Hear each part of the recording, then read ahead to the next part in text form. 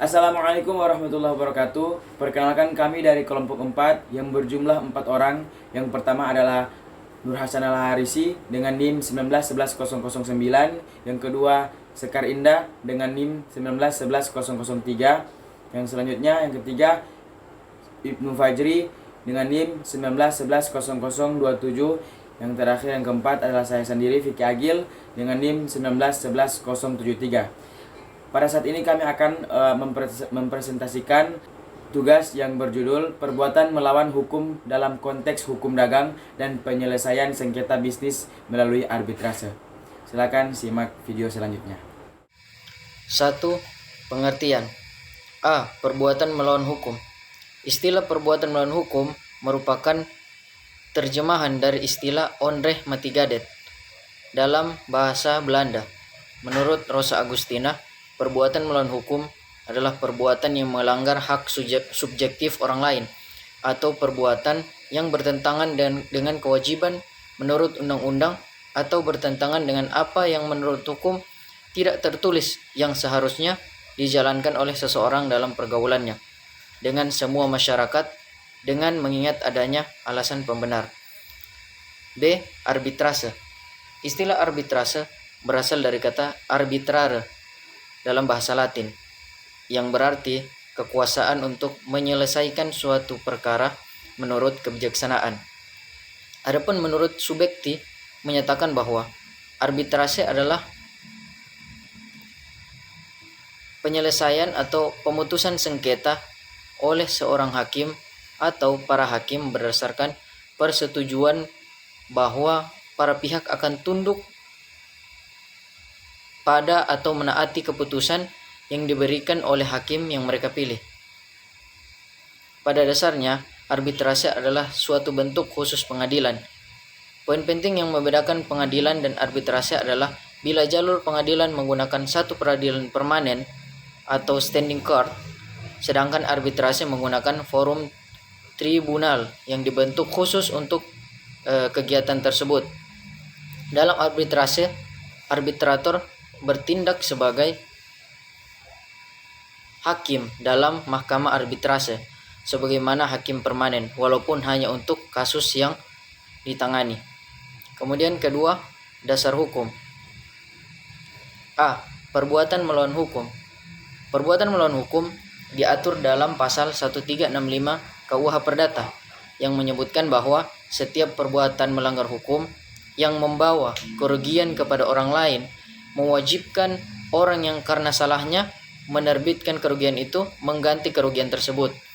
Kemudian kedua, dalam pasal 1366 KUH Perdata menyatakan bahwa setiap orang bertanggung jawab tidak saja untuk kerugian yang disebabkan karena perbuatannya, tetapi juga untuk kerugian yang disebabkan karena kelalaian atau kekurang hati-hatiannya. B. Arbitrase. Arbitrase diatur dalam ketentuan pasal 377, kemudian diatur dalam Undang-Undang Republik Indonesia Nomor 14 Tahun 1970 tentang pokok-pokok kekuasaan kehakiman. Kemudian perubahan kedua dari Undang-Undang Republik Indonesia Nomor 14 Tahun 1970 tentang pokok-pokok kekuasaan kehakiman.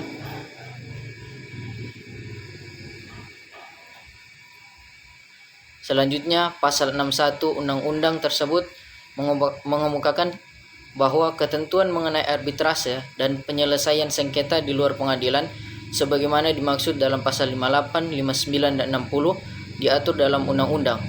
Kemudian menurut ketentuan pasal 5 ayat 1 Undang-Undang Nomor 30 Tahun 1999 tersebut yang pada pokoknya mengemukakan sengketa yang dapat diselesaikan melalui arbitrase hanya sengketa di bidang perdagangan dan mengenai hak yang menurut hakim dan peraturan perundang-undangan dikuasai sepenuhnya oleh pihak yang bersengketa. Kemudian menurut pasal 5 ayat 2 mengemukakan bahwa sengketa yang tidak dapat diselesaikan melalui arbitrase adalah sengketa yang menurut peraturan perundang-undangan tidak dapat diadakan perdamaian. Nama saya Nur Hasan Al-Harisi, NIM 1911009. Baik, yang ketiga adalah perjanjian dan kegiatan yang dilarang serta peraturan yang bersifat privat dan publik. Perjanjian merupakan suatu perbuatan di mana satu orang atau lebih meningkatkan dirinya terhadap satu orang atau lebih. Suatu perjanjian dibuat dalam melakukan suatu kesepakatan antara dua belah pihak yang membuat perjanjian tersebut. Dalam perjanjian sering dilakukan dalam kalangan masyarakat, lebih dari hal yang kecil sampai hal yang terbesar. Namun, banyak kalangan masyarakat yang kurang menaati hukum dalam perjanjian terhadap dua pihak, yaitu perjanjian lisan dan perjanjian tulisan. Salah satu dari kegiatan kejahatan bisnis adalah perjanjian yang dilarang. Perjanjian yang dilarang juga merupakan suatu kegiatan yang melanggar etika dan hukum. Menurut KUH Perdata, pada pasal 1313 menyebut bahwa suatu perjanjian adalah suatu perbuatan dengan mana satu orang atau lebih meningkatkan dirinya terhadap satu orang lain atau lebih. Jika kaitan dengan pengertian perjanjian yang dilarang, maka perjanjian yang dilarang merupakan perjanjian yang dilakukan oleh sesama pelaku usaha dan dari hasil perjanjian tersebut mengakibatkan praktik monopoli dan persaingan usaha tidak sehat. Adapun jenis-jenis perjanjian yang dilarang yaitu yang pertama adalah oligopoli, yang kedua adalah penetapan harga, yang ketiga adalah diskriminasi harga, yang keempat adalah penetapan harga di bawah harga pasar, yang kelima adalah perjanjian pembagian wilayah pemasaran atau lokasi pasar, yang keenam adalah perjanjian pemboikotan, yang ketujuh adalah perjanjian kartel, yang kedelapan adalah perjanjian trust, yang kesembilan adalah perjanjian oligopsoni,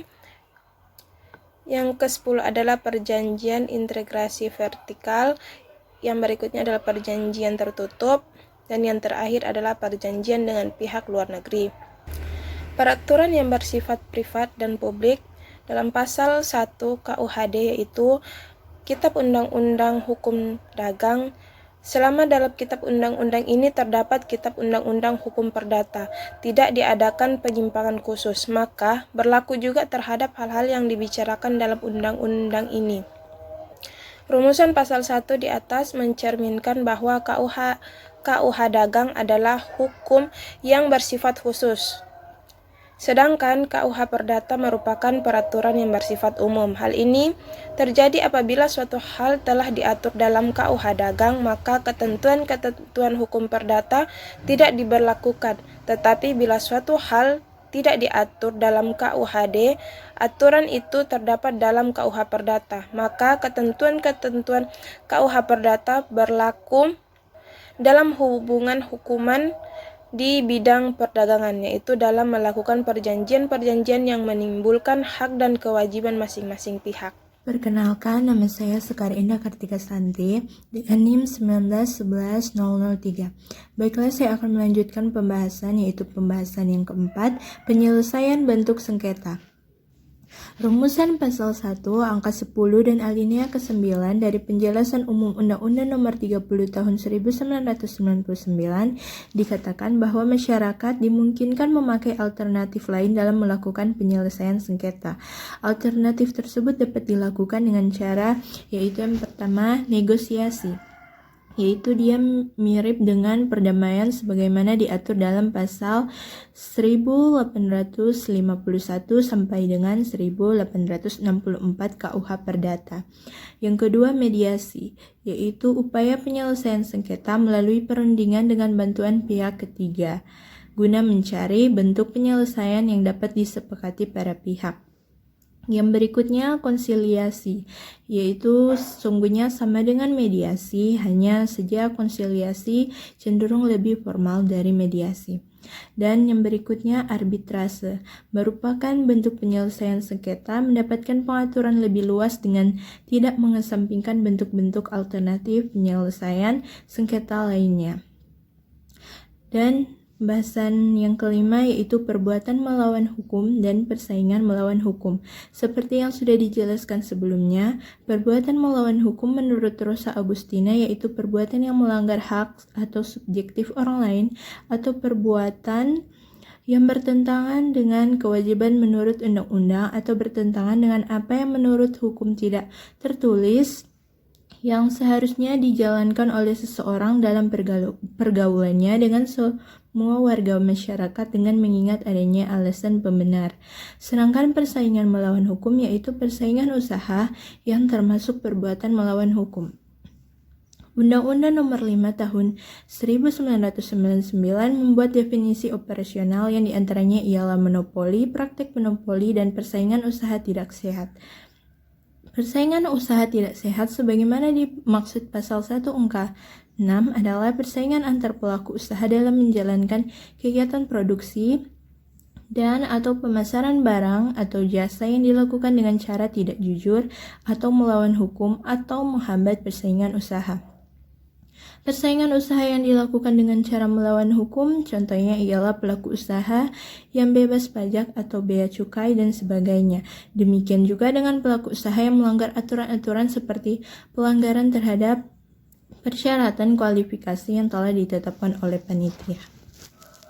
Baiklah, saya akan menjelaskan materi ke-6 yaitu perjanjian dan jenis hukum yang digunakan arbitrase. Menurut Undang-Undang Nomor 30 Tahun 1999 dapat terwujud dalam bentuk beberapa kesepakatan. Yang pertama, klausul arbitrase yang tercantum dalam suatu perjanjian dibuat para hak sebelum timbul sengketa. Yang kedua, suatu perjanjian tersendiri yang dibuat para pihak setelah timbul sengketa. Sebagaimana yang dijelaskan dalam pasal 1230 BW, yaitu kesepakatan yang mengikat kecakapan untuk membuat perjanjian persoalan tertentu sebab yang tidak terlarang. Perjanjian arbitrase dibuat secara tertulis, artinya suatu klausul arbitrase dalam suatu bentuk kontrak ditandatangani oleh para pihak dalam surat menyurat, guna untuk mengikat hak para pihak untuk mengajukan penyelesaian sengketa. Di dalam hukum sistem pemerintahan Indonesia, arbitrase terbagi menjadi dua bagian. Yang pertama adalah arbitrase ad hoc atau disebut dengan volunter, dan yang kedua arbitrase institusional atau permanen. Keduanya memiliki wewenang untuk mengadili sengketa yang terjadi antara para pihak yang mengadakan perjanjian. Adapun perbedaan arbitrase tersebut terletak pada perbedaan terkoordinasi dan tidak terkoordinasi. Arbitrase ad hoc tidak terkoordinasi oleh suatu lembaga. Arbitrase institusional yang dikoordinasi oleh suatu lembaga. Adapun arbitrase yang telah diakui oleh Indonesia adalah yang pertama Badan Arbitrase Indonesia yang disebut dengan BANI, Badan Arbitrase Perdagangan Berjangka Community yang disebut dengan BAKTI, selanjutnya Badan Arbitrase Syariah Nasional yang disebut dengan Basarnas, yang terakhir adalah Badan Arbitrase Media dan Hak Kekayaan Intelektual atau disebut dengan BAM HKI. Terima kasih.